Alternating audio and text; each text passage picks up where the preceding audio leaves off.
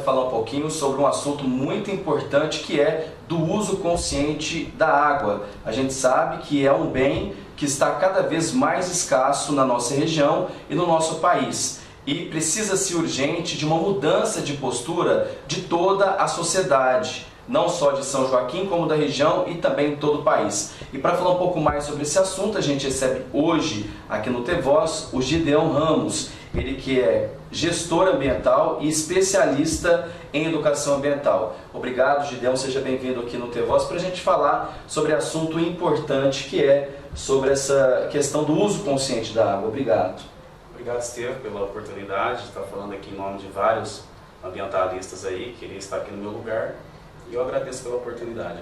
Então, para a gente começar a nossa entrevista, a gente tem visto muitas notícias acerca da água, até do desaparecimento desse bem no futuro. Quais são as informações que a gente possui com relação a isso no momento?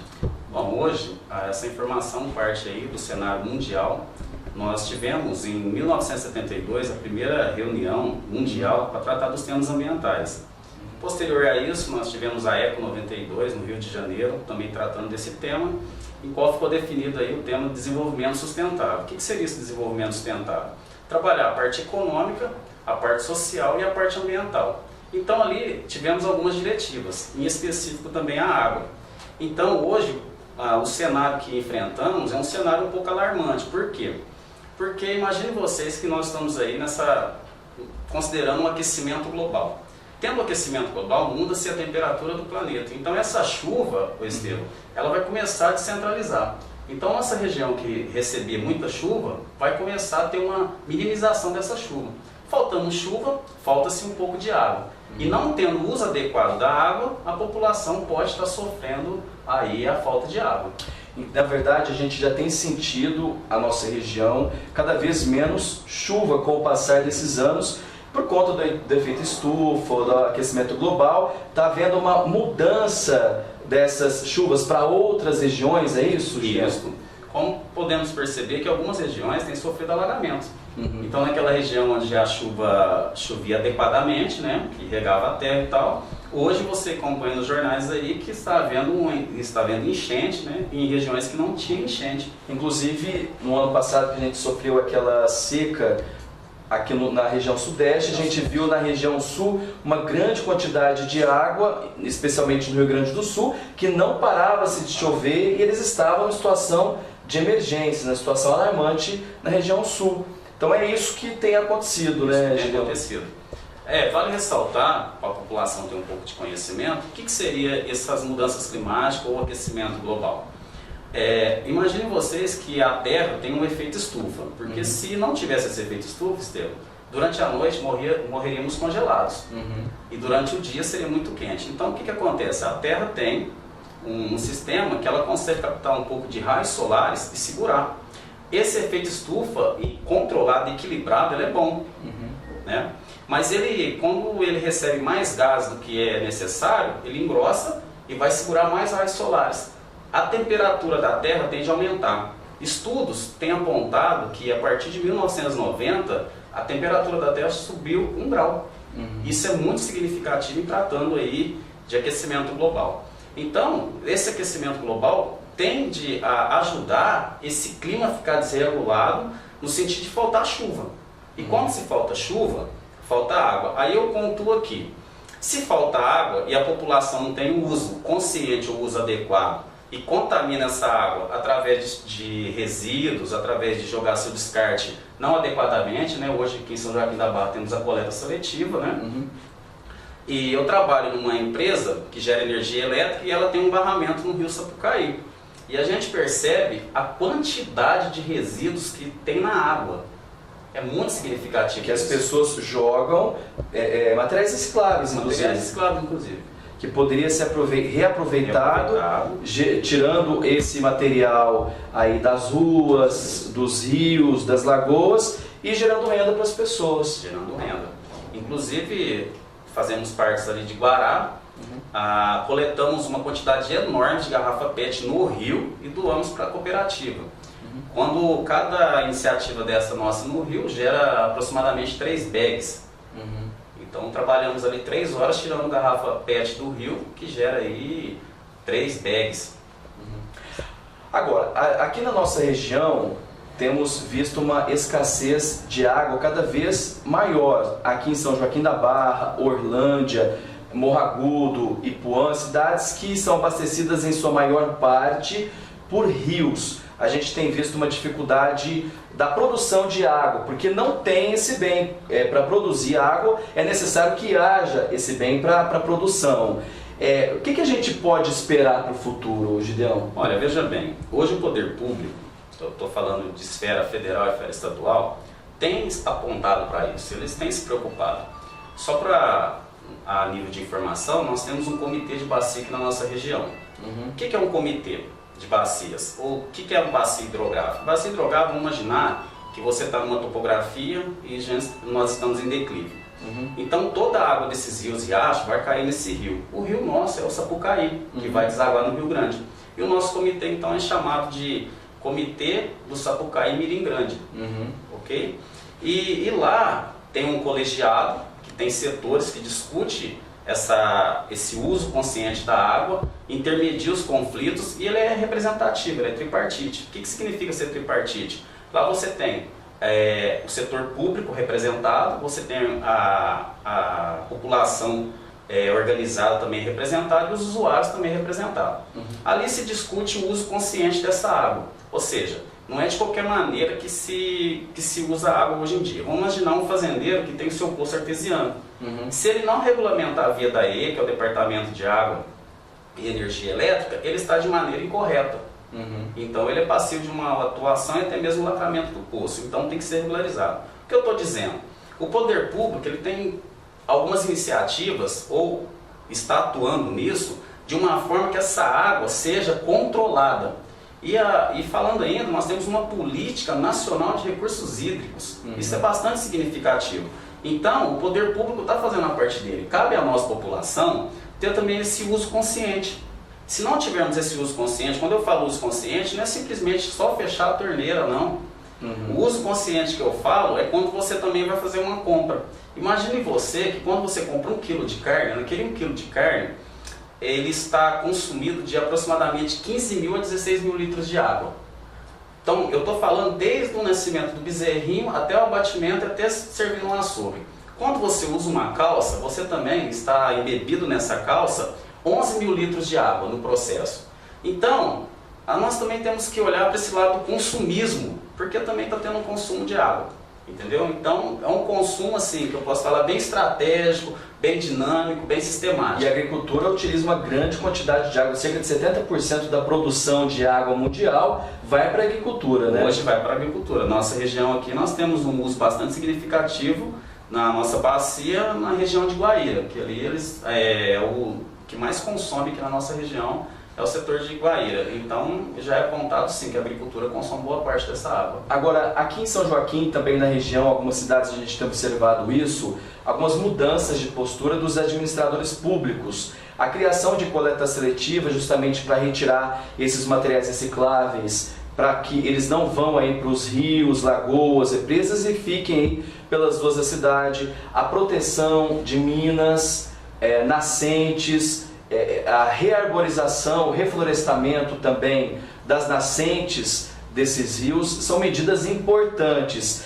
Quando que a gente vai conseguir verificar um resultado na prática, Gideão, dessas medidas que estão sendo tomadas? Veja bem, eu vou dar um exemplo clássico aqui. Extremo, aqui em Minas Gerais, fez um projeto que produtores de água. Eu até acompanhei aí via redes sociais o projeto. E lá o que eles fizeram? Conscientizar os fazendeiros que deveriam plantar na cabeceira aí nas nascentes dos rios. E tivemos um retorno dentro de 3, 4 anos bastante significativo. Os agricultores se animaram porque começaram a realmente produzir água.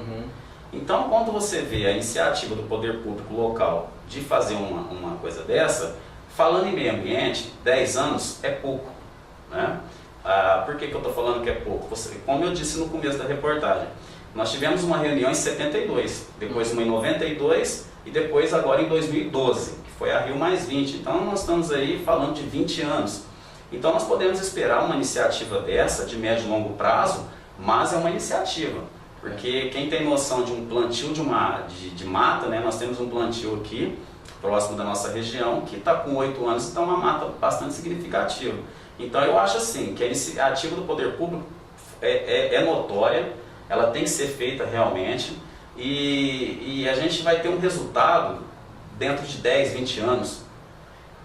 Porque no caso, inclusive, que a gente observa, é a redução também do impacto ambiental. É importante essa redução do impacto, você se reduz esses problemas ocasionados no meio ambiente e a longo prazo você consegue o retorno disso. É assim que vocês trabalham? A longo prazo, Gideão? A longo prazo. Porque nós estamos trabalhando com questão ambiental. Né? A questão ambiental, ela é dinâmica, vamos dizer assim. Ela não é estática, não é uma ciência exata. Porque imagine quando o pessoal trabalha com o termo equilíbrio ecológico. Se eu falar equilíbrio ecológico, isso tem na literatura, mas eu começo a dizer que equilíbrio ecológico é um pouco questionável. Porque se tudo estiver equilibrado, é complicado isso. Então, quando eu falo de fazer hoje resultado amanhã, eu fui um dos colaboradores, elaboradores do projeto BioEco de São Joaquim em 2008. E lá a gente plantou uma sementinha no Horto Florestal, né? E foi em parceria com a ETEC Pedro Badrango, CIE e a Prefeitura Municipal. Até então, naquela época, se pensava que não ia dar muito fruto. Hoje, tem alunos que são professores, tem alunos daquele projeto que são formados em ciências ambientais e estão atuando na área ambiental. O que eu quero dizer com isso? Quando você planta uma sementinha em relação ao meio ambiente, ele vai germinar e ele vai crescer. Então, todos os projetos, todas as iniciativas em questão ao meio ambiente, ele vai render fruto, mas não a curto prazo, a médio e longo prazo. É assim que trabalhamos, a médio e longo prazo. Agora, a gente sempre observa, sempre a gente ouve, não só aqui em São Joaquim, como em várias cidades da região, muitas pessoas reclamando às vezes, olha, está faltando água, precisa-se de mais investimentos para a produção de água na nossa região, precisa-se perfurar mais poços artesianos para melhorar a captação de água. Mas é o que a gente debateu até agora. A mudança climática está transferindo, migrando a chuva aqui da nossa região para outros lugares. Então a tendência é que a região tenha menos água cada vez mais. Então o investimento é importante, porém, se não tiver água, como que você vai produzir se não chove? Tem isso também, né, Gideão? Olha, eu me atrevo a dizer que não vai faltar água. O que acontece hoje é que a população usa água demais. O que ocorre? Eu servi o tiro de guerra em 99, vou dar esse exemplo clássico aqui, e eu subi a rua Pará, não vou falar a localidade, e tinha uma senhora que ela acordava às 6 da manhã, 5 e meia da manhã, quando eu estava descendo para o tiro de guerra, e ela já lavava a calçada. E ela lava a calçada até hoje. Então de 99 a 2006 vocês fazem a conta. Então, se ela parar de lavar a calçada todos os dias, só ela, se você fazer uma contagem, você vai ver que é um número significativo. Vou dar outro exemplo. Uma criancinha, um Danone sustenta ela. Se você pôr 10 Danone, ela vai tentar abrir os 10 Danone, não vai comer os 10 Danone e vai desperdiçar. A população, o que eu estou falando? Não estou chamando a população de criança, nada, só estou dando um exemplo aqui para a gente tentar entender isso. Então, se a população se conscientizar que ela tem que usar X de água, vai ter água. Mas a população, ela pensa assim, é o poder público, é a administração que não abre posto, é isso que não faz, que não tem água, é isso, isso e isso. 2014, como você disse, faltou água, faltou de verdade. E nessa época eu estava trabalhando com o tema, em Guará, a maioria do abastecimento é subterrâneo, São Joaquim boa parte é superficial, de rio.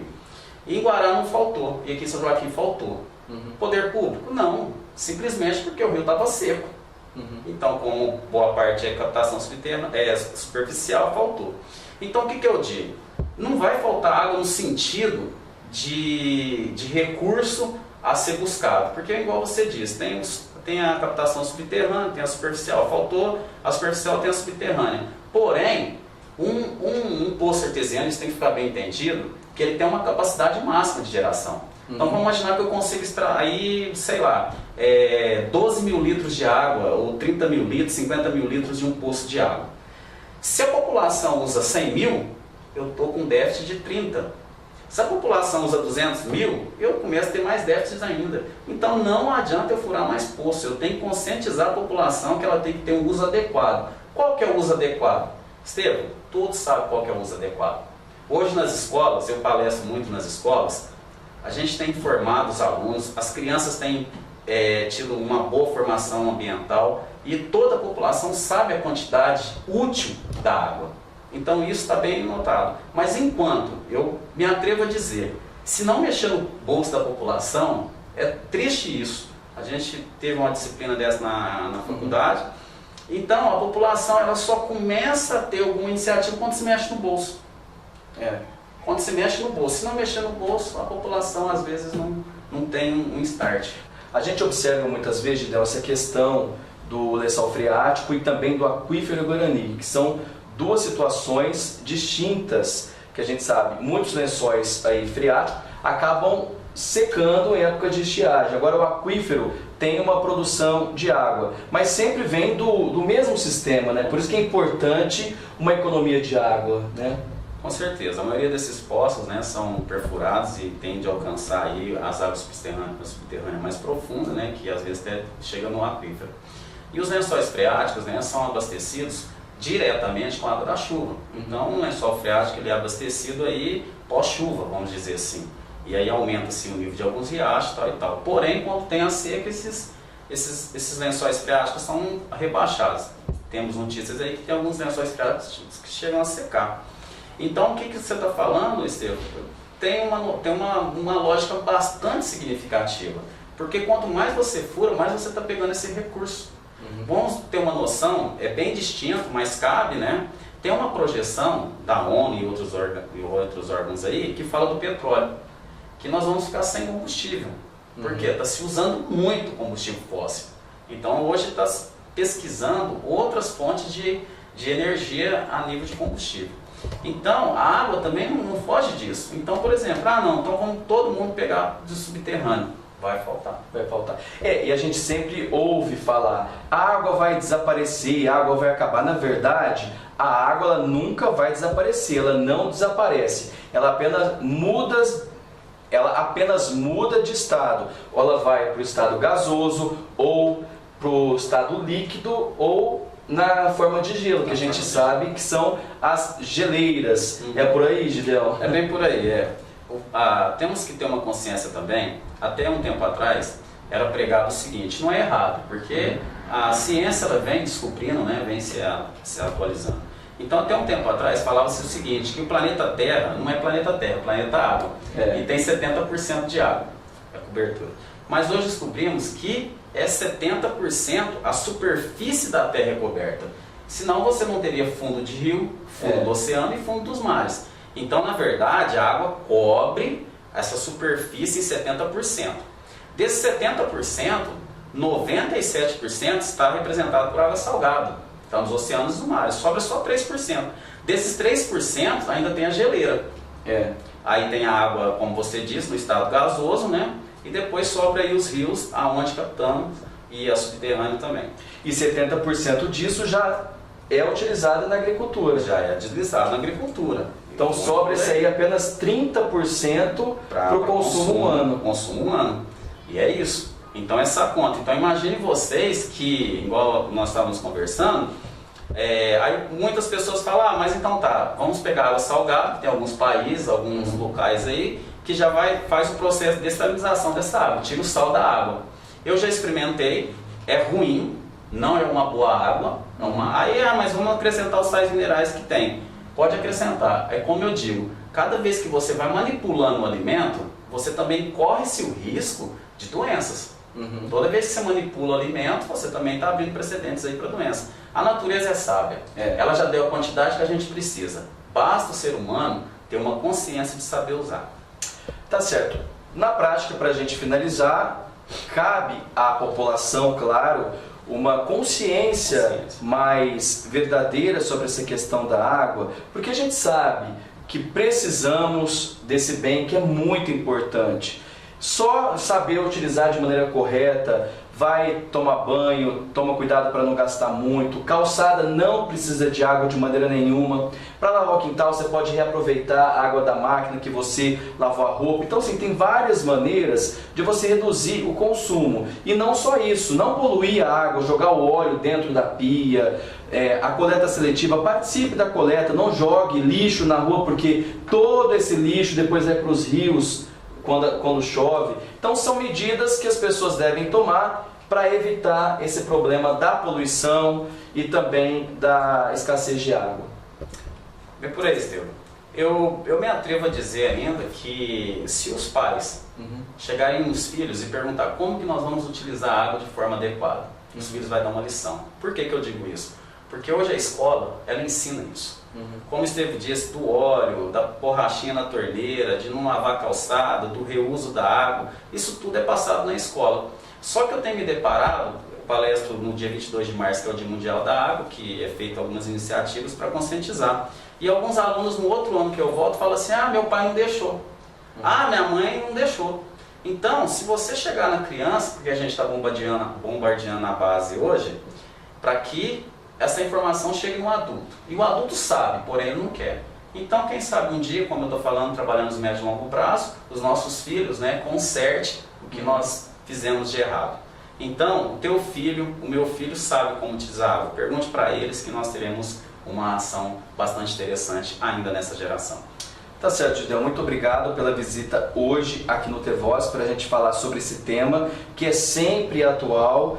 A gente sempre ouve todos os anos essa questão da preocupação enorme com a escassez de água. Dizem até que futuramente pode gerar até uma guerra pela falta da água, que vai ser o bem mais caro do mundo. E a água é normal, ela cada vez estará mais escassa por conta dessa migração das chuvas daqui da região para outras regiões. Então, é que as pessoas usem de maneira correta para não faltar. Obrigado e sucesso aí, tá bom? Muito obrigado, Estevam, pela oportunidade. E eu ressalto a população. Uso consciente. Se você usar conscientemente, não vai faltar.